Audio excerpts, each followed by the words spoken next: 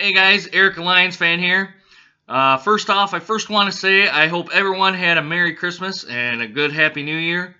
I hope you guys made it home safe. If you're watching, you probably did. Hopefully, you're not too hungover. Um, right now, it's January 1st of 2016, so if that gives you any idea of how old this video is or how recent, depending on when you're viewing it. Um, I kind of want to talk today about um, the Michigan State Alabama game. And based on my me viewing it and being a Michigan fan here, um, I'm not the typical Michigan fan.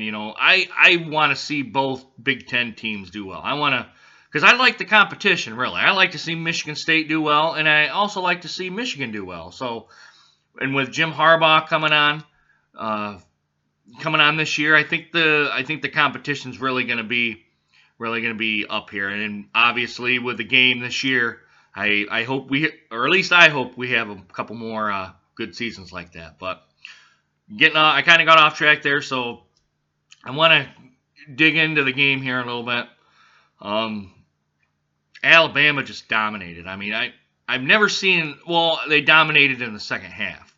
Now, the first half, I kind of thought as we kind of rolled into the game here. I mean, it was a really good defensive game. I mean, if you like defensive games, the first half was great to watch. I mean, I don't want to say it kind of had you on the edge of the seat. Both teams, well, Alabama more than Michigan State, kind of moved the ball, but for the most part in the first half it was 0-0, and then kind of when Alabama scored that first touchdown in the first half, Michigan State kind of was like, "Uh-oh, we kind of better do something." And then they started to march downfield. And I think it was right towards the end, if my memory is good enough, which it sucks, I'll be honest. When they drove down, they had a few good plays. I can't remember which plays in particular. Now I probably should go back and rewatch some of the highlights here, but I'm not going to. I'm just going to go off my memory. When they got down to, I think it was about the 10-yard line, 15-yard line, Cook went back to pass, and he kind of put an arrow right to the receiver that was marching on that far side of the end zone, and it got picked off. And right then and there, number one, it was a bad throw. I'm just gonna come out and say right now that was a bad throw. He probably should have arced it, had a little bit more arc to it instead of the straight line pass that was there. And so if he tried to catch it, it would have went out of bounds. And the second part was it deflated the team after that. I mean, it kind of took the wind out of their sails, and then going right into the second half, it wasn't very good. Just was not very good at all. Now the second half, I'm going to just choke this up, and I'm just going to say it was a bad game plan for the coaches going into the second half. I'm not going to say it was totally their fault, because obviously the players on the field, they have to execute the plays.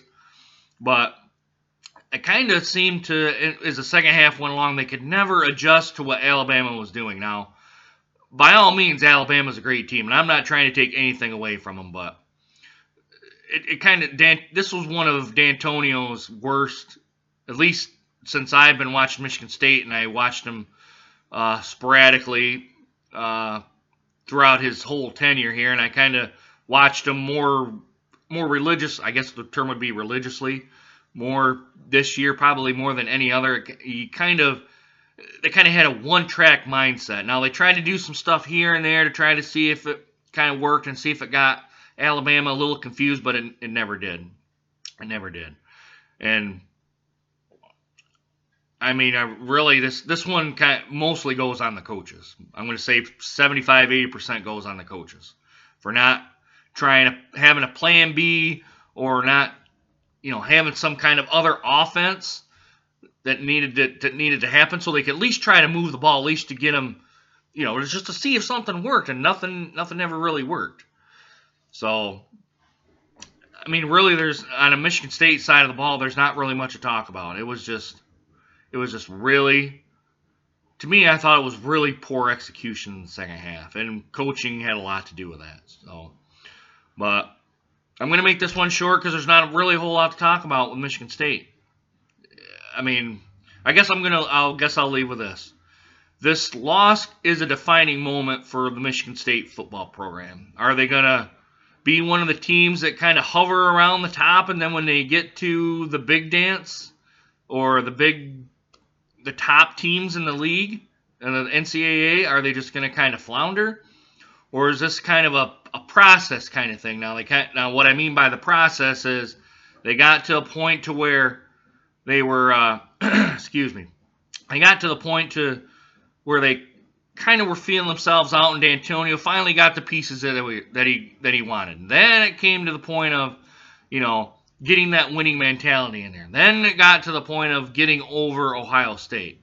Then it got to the point to where we are now is Alabama, and you're getting shut out. So is it just one more step to the process? Are they gonna get to, or is it kind of a moment to where they say, well, we know we're a good team, but we're not. I don't want to say an elite team, but we're not at that championship level team. And I mean a championship is a national championship level, but the next 1 to 2 years is going to be a defining moment for the program to kind of see where these guys shake out. So, but again, Alabama, awesome, awesome, awesome game.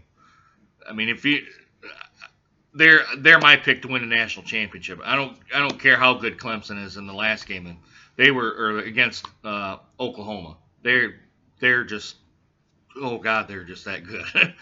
But I'm going to leave it here.